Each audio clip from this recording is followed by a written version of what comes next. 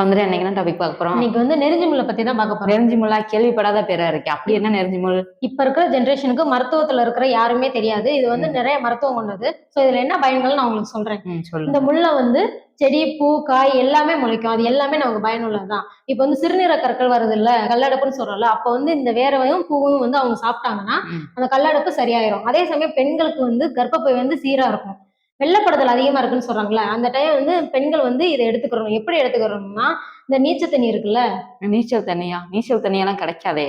நீச்சல்தான் நீங்க அடிக்காத தண்ணியா நான் சொல்றேன். அதாவது சாப்பாடு நம்ம வடிச்ச தண்ணி இருக்குல்ல, அந்த தண்ணியை வந்து நைட்டு வந்து இந்த வேறு பூவை போட்டு ஊற வச்சிடணும். காலையில பார்த்தா கொஞ்சம் பிசு பிசுன்னு இருக்கும். அந்த தண்ணியை வெறும் வயிற்றுல எந்திரிச்சு இந்த பெண்கள் குடிச்சாங்கன்னா ஒயிட் படுறது, அதாவது வெள்ளப்படுதல் நல்லா சரியாயிரும். எந்த ஒரு பிரச்சனையும் வரவே வராது. அதே மாதிரி இன்ஃபெக்ஷன் இருந்தாலும் சரியாயிரும். இந்த வேறு நம்ம ஊரை தவிர வேற எங்கேயும் கிடைக்காது. உங்களுக்கு தெரியுமா? இப்படி வேறையா? ஆமா, நம்ம ஊரும் இலங்கையில மட்டும்தான் கிடைக்கும். வேற எங்கேயுமே இது கிடைக்கவே கிடைக்காது. அதே மாதிரி வந்து இதுல வந்து இரும்பு சத்து இருக்கு, பாஸ்பரஸ் இருக்கு, அவ்வளவு சத்து இருக்கு. ஸோ முடிஞ்ச அளவுக்கு இதை அவாய்ட் பண்ணாம பெண்கள் வந்து அதிகமா இதை எடுத்துக்கிறது ரொம்ப நல்லது. ஸோ நீங்களும் எடுத்து பாருங்க, உங்களுக்கும் சரியாயிரும். சரி, எடுத்து பாப்போம். சப்ஸ்கிரைப் பண்ணுங்க.